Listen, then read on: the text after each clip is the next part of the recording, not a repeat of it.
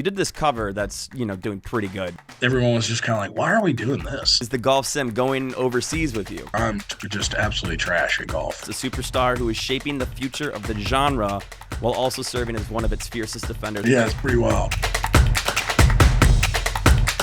It's a pleasure, especially now more than ever. We've been knowing about Luke Combs, but now, man, I mean, this is like astronomical next level. Everything that you have going on right now. Pretty wild, man. Yeah, it's pretty wild. Yeah. So let's talk about it real quick. So you have, I want to make sure I get this right, the largest world tour for a country artist ever. Record breaking. Yeah, that's what they tell me. I think so. I hope so. Well, I think we're right on that. So I want to ask you this. When we all grow up, we have these conversations with significant others, friends, parents, cousins, whoever it may be, like, where could I travel to in the world? When you're starting to realize that this tour is not just a U.S. tour. It's not even just a North American tour. Maybe not even a London date. You're going to Australia, New Zealand, Denmark, Germany. Yep. What was a country that you're like, man, that would be really cool if I could make it happen on this? I think it's wild. For me, it's like, those Scandinavian countries are, we've never been there. This will be our, fifth time in Europe and the third or fourth time in Australia. So we've kind of been over there, done those things.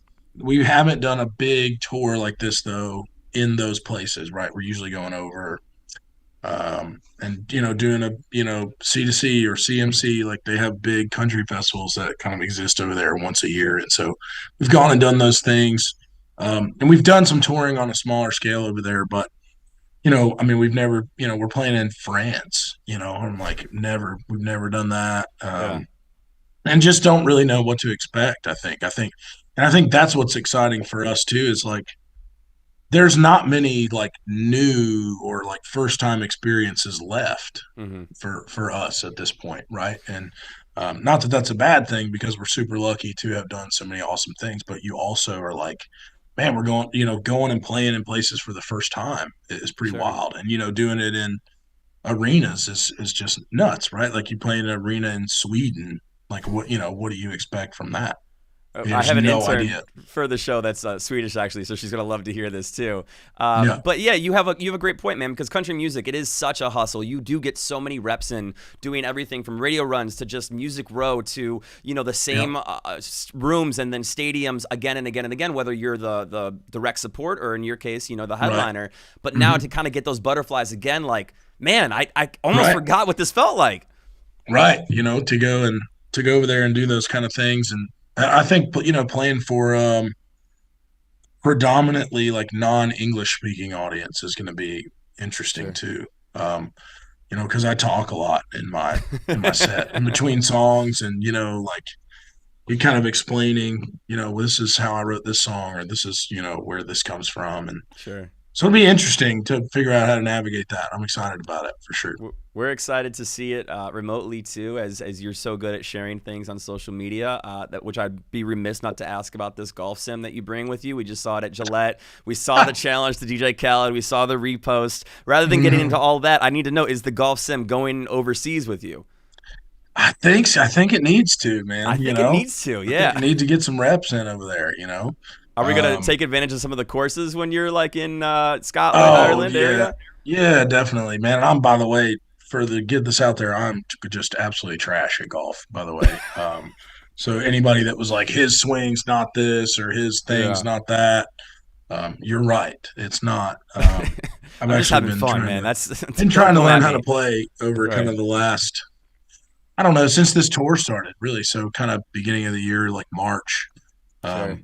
We've been going out to golf courses for 3-4 years now, but I hadn't really taken a real lesson probably but until in the last year. So I would like to be better at golf. I didn't play growing up, don't know anything about it, so I'm starting from the ground up. So it's fun though. When I play, I literally play from the ground up. It's mostly the turf in the air as opposed to the ball, but I'm sure you can relate.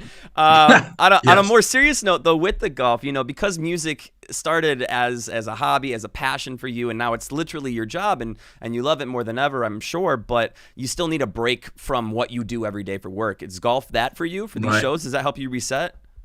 I don't know. I think I do enjoy going. I look forward to going. Yeah. Now so more than ever because I've like invested mentally in like trying to be better. As to where before we would go and it was always like, this is what everybody does. They go and play golf and then they Yeah. go to the show. And so I would go and then I was like, man, I stink, dude. Like and I would get so frustrated because I'm really competitive. But then I realized I was like, well, I'm not even like really trying to get any better. Like I'm just expecting to be better because I Yeah. go, which is not how it works. So now I'm invested in like why I'm bad and like how I'm bad. And so like I see every time we go as an opportunity to like figure something out, or at least it feels like I'm moving in the right direction at least. I feel like I'm Yeah. making progress. So yeah, it is kind of another like challenge, It's like another mountain to climb, so to Well, speak. and I think that's a perfect metaphor that translates to your musical career too. Not that you were ever bad at it, but you were always so focused Right. on how I can level up to the next stage. For And sure. here we are. I mean, you got For Getting sure. Old, which is a follow up to an album that came out last year. Growing up, it is not easy to put consecutive albums out year after year.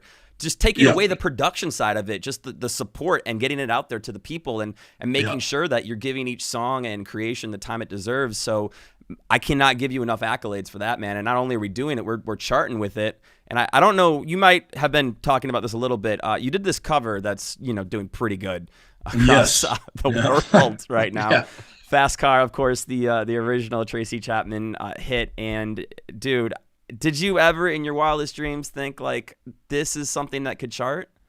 No, definitely not. I remember when we went in to record it, it was like everyone was just kind of like, why are we doing this? Yeah, Like what's the point of this, And sure. it was just, I don't know, I just love that song, and it's been a huge part of my life since I can remember. Riding around listening to it with my dad, and probably my first favorite song that I ever had, honestly. And when I taught myself guitar 12 years ago now, when I was 21, and um, that was like when I was good enough to play at all. That was like the first song I was trying to learn, and Yeah. I would cover it, from time to time at my shows around college. And I don't know, I just always loved it, and I just was like, man, we got time today in the studio, and let's do this. Why There's not? something to be said about that too. Not that you want the I was right moment or anything like that, but just to be like, when people do question like, why are we doing this? It's like, I don't know, I feel it. Like, let me just feel this out for a second, Yeah, and then it goes on to do yeah. this. That's so cool. I know we're running a little on time. I want to get this out real fast. So you said Fast Car was one of the first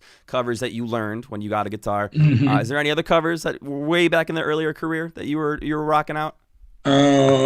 Gosh, man, anything that was on country radio at that time was like I was doing. I think like around that time, so that would have I was 21. That'd have been 2011. Oh So man.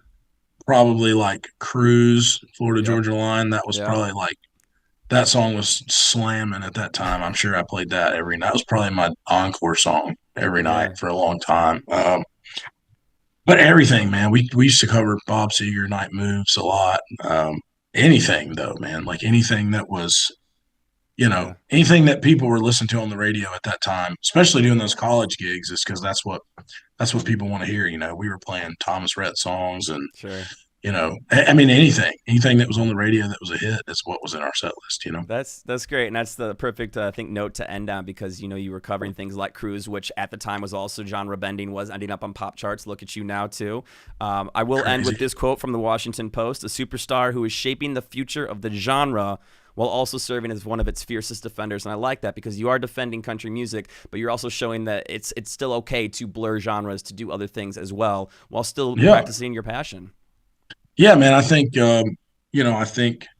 country can be as popular as anything else and still Yeah, be as country as anything else too, right? I mean, hell yeah, like you look at a Garth Brooks, man. I mean, biggest solo artist ever.